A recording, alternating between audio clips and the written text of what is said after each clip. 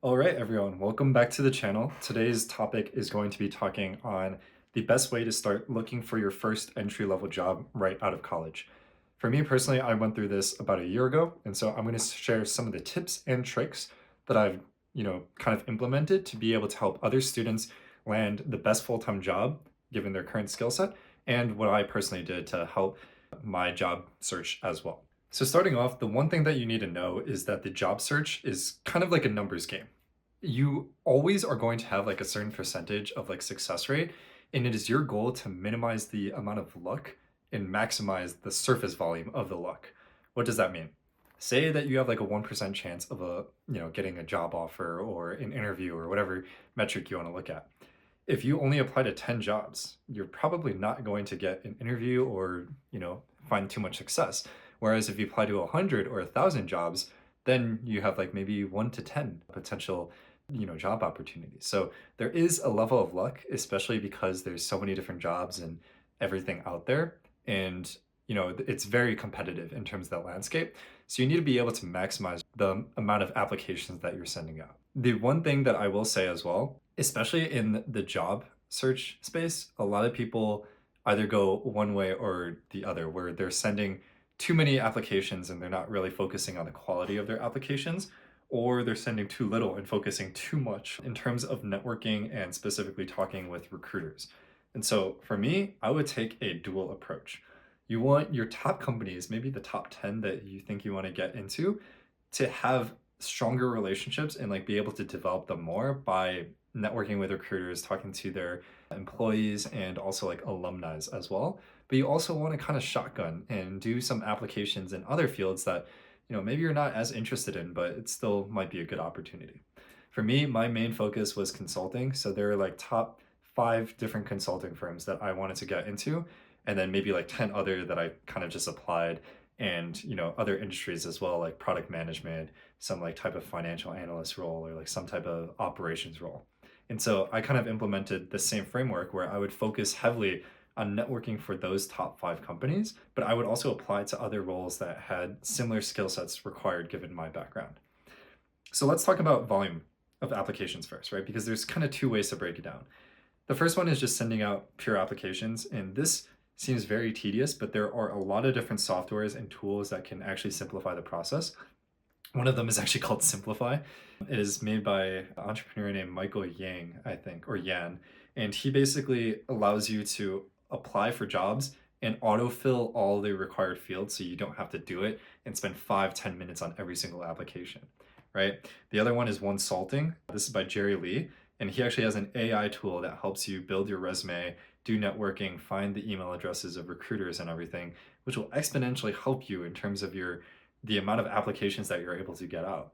For me, when I was in college, I was able to send out maybe 10 to 15 applications every single day. And that's just like, trying to just grind everything straight through. But now there's so many resources out there that will let you find success there. But the one question you might ask then is, how do I find all these jobs? Like for some people might only know of like maybe 5 companies. And so there's also resources online. You could just search up the top 10, top 100 list of companies in your specific industry. There's like internship trackers that you could look at. There's, new hire rotational programs, like the top programs that you could look at as well. And all of this information is free online. You're just gonna have to do a little bit of due diligence to actually see what's out there and, kind of move forward with that. The last thing that I want to mention here is just track the amount of applications that you're doing. For me, submitting 15 applications a day, you get emails bombarding your newsletter and, like what you need to follow up with. There's a bunch of different things that you have to take care of.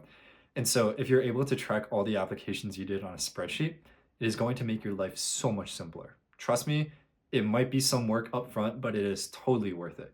You track what company, the link that you applied, any recruiters that you reached out to, who did you hear back from, what information you submitted, what resume you submitted.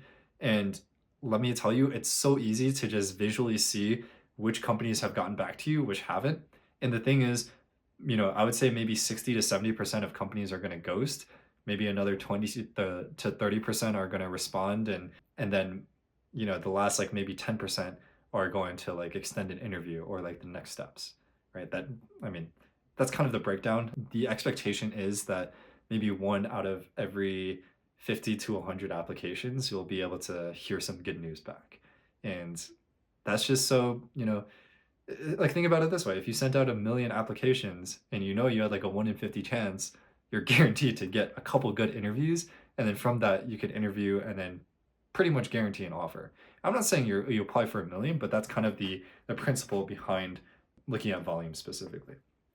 The next thing is quality. And so quality of applications is mainly talking about getting referrals and building up rapport with the recruiting team and doing some more due diligence into those like companies beforehand.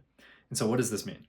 This was like the top 5 companies that I talked about earlier for me, which I would basically reach out to alumni, I would reach out to recruiters, I would reach out to anyone that was working at the company to just learn more about their culture, the way they work, what projects they worked on, all those different types of things to build enough rapport and see if I could kind of get a better understanding of what they do.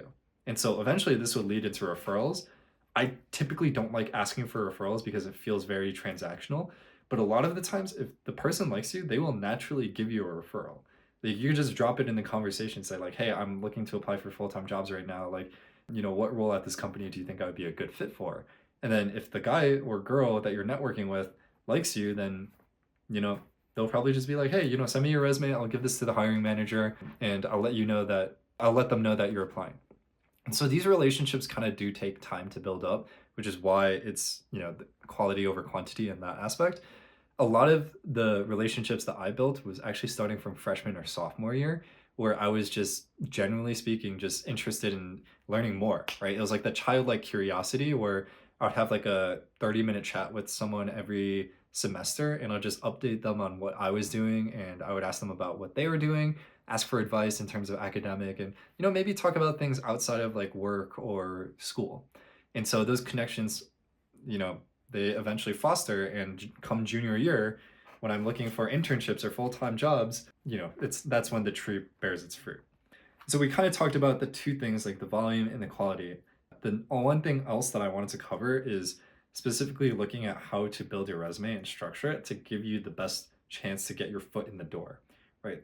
Interviews and everything, don't even worry about that yet. You literally just want to get a recruiter or someone to notice you and give you an opportunity to introduce yourself or potentially like an interview. And so that's where the resume comes into play.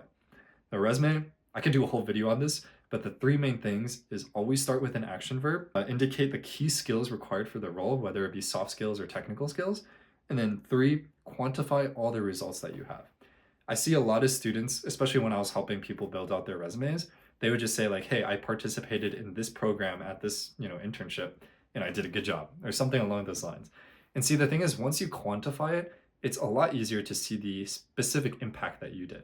And sometimes you're going to have, it's going to be hard to show your individual impact because you're working on a team, but it's best if you do show your individual impact because then it's something that you take ownership for, which gives you points for like leadership and being able to take initiative, right? And so when you're building out the resume, you want to be able to quantify everything into numbers as best as you can. Like, hey, I rose profit margin by 20%. I was able to get 500 new people to sign up for our platform. I saved the company $2 million or, whatever the goal is, right? And so that kind of goes into action verb, what the situation was, how you approached it, and then what the outcome was as well. Some very quick tips. I hope this video is useful. I don't want to make it too long, but if you guys do want me to make another video in terms of how to fully build out like a resume or any specific part about reaching out to recruiters and networking, I am happy to do so. Just let me know in the comments below and I will catch you guys next time.